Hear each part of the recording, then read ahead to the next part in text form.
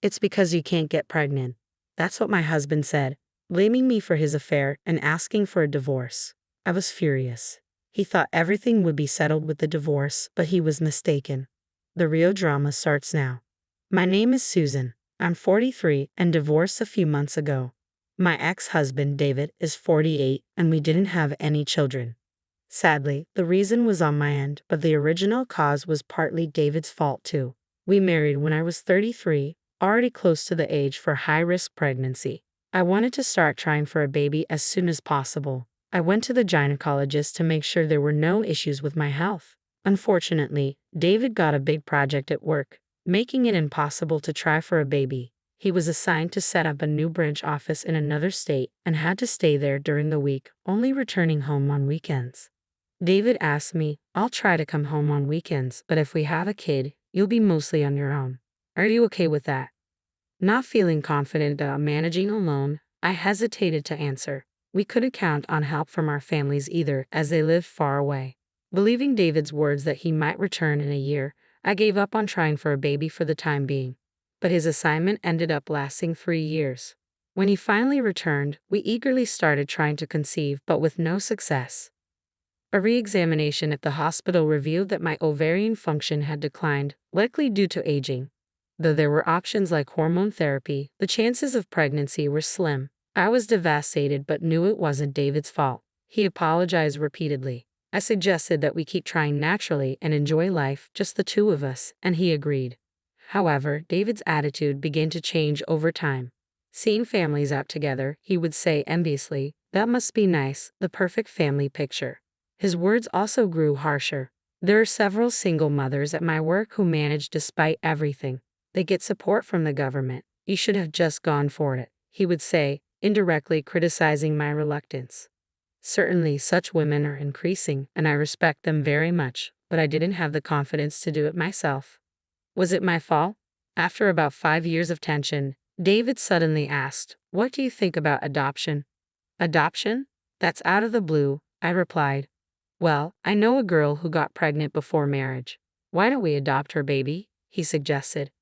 Stunned by his bizarre proposal, I was silent until he explained, "I just really want a child." When I heard that girl got pregnant, it immediately came to mind. Adoption, huh? I hadn't considered that, I thought. But something about what he said nagged at me. A girl?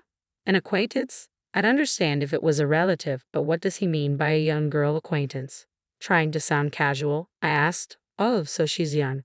He replied, "She's just 24, a beautiful girl, so the baby inside her is sure to be healthy and attractive too." Could she be someone from his office? But would a woman in her early 20s discuss such a personal matter with a male boss over 45? Or could she be his mistress? That's when I first suspected he might be cheating.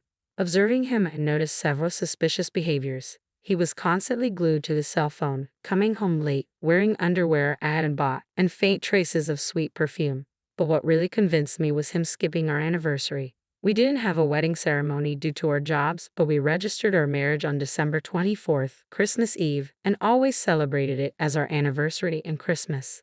Yet this year, he chose a work party over our tradition. I believed his words that he would come home early and waited alone with the Christmas tree decorated, a cake and Christmas dinner prepared, and a gift for him. It was heartbreaking to wait alone. No response to my numerous calls, he finally contacted me the next morning. His voice sounded too cheerful as he said, Sorry, I accidentally overslept at a friend's place." I replied, "Okay, I get it. I threw away the cake, Christmas dinner, and your present." He casually responded, "Oh, what a waste. No need to sulk just because I missed our anniversary. I'll make it up to you." I retorted, "No, it's fine. You might as well not come back home. Why not live with the person you were with last night?" He seemed to be still intoxicated or lost in the memories of last night, saying, "Hey, don't say that. Besides, her apartment is small," unknowingly digging his own grave. "I'm going home early tonight, Susan. Forgive me," the old man apologized to me in a brusque tone, which made me want to vomit. That evening, my husband came home with a face as if nothing had happened and again began talking about the adoption. "Let's start the process soon. She wants to decide quickly." I asked, "Why are you so eager to adopt a stranger's child? What about her partner or parents? Can I talk to her or her parents first?" He became flustered and stammered, "That's because Ah, right, the guy ran away. And apparently, she has no parents. I decided to test him. I'm sorry, but I'm not interested in raising a child born from a reckless woman and a foolish man, I said. He blurted out in anger, What? You're insulting me and Sarah. There, he fell right into my trap. Realizing his affair was exposed, he finally understood. You could have just asked for a divorce, but making me raise your and this Sarah girl's child? That's called cunning. Apparently, Sarah, unable to raise a child but still wanting to give birth, had convinced him of this plan. He said, It's your fault for not being able to have kids. You should be grateful I'm letting you raise my child. That was it. I snapped and said clearly, Then let's go to court and see who's right. He lost his temper too. Fine. I don't want to see your face again. Divorce? Get out. Hearing that, I placed the divorce papers I had received earlier in front of him. Caught off guard, he signed them, unable to back down. I didn't want to spend another second with him. I gathered my essentials, filed the papers, and went back to my parents' house. A week later, he called me. Your stuff is still here. Pack it up and get out. Take everything. I informed him I'd come with my lawyer over the weekend. Shocked by the mention of a lawyer, he reluctantly agreed. When I threatened to go to his office unless we settled on alimony and property division, we eventually agreed on a settlement of $150,000 in total. But the next day, on my way back from a part-time job, a young woman approached me. It was the infamous Sarah. She was David's type, short with long hair and cute, but her heavy makeup made her look tacky. I can't pay it all at once, she yelled in a shrill voice as soon as she opened her mouth. It's none of your business. David agreed to pay in front of the lawyer, I replied. He actually hesitated, but he didn't want to deal with me any longer and eventually gave in. Why did you call me there? She demanded. That's something you should ask David, I said, unimpressed.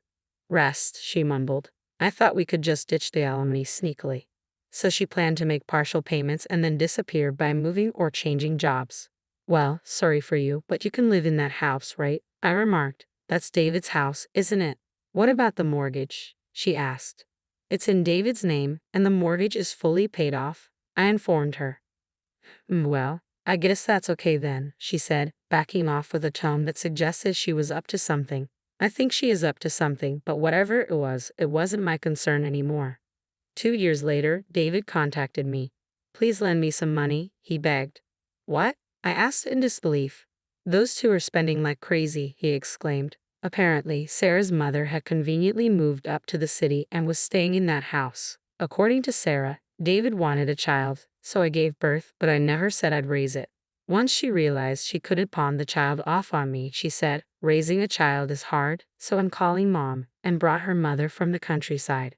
David initially welcomed her, thinking she'd help with the childcare, but it turned out neither she nor Sarah was doing much parenting and instead spent their time frolicking.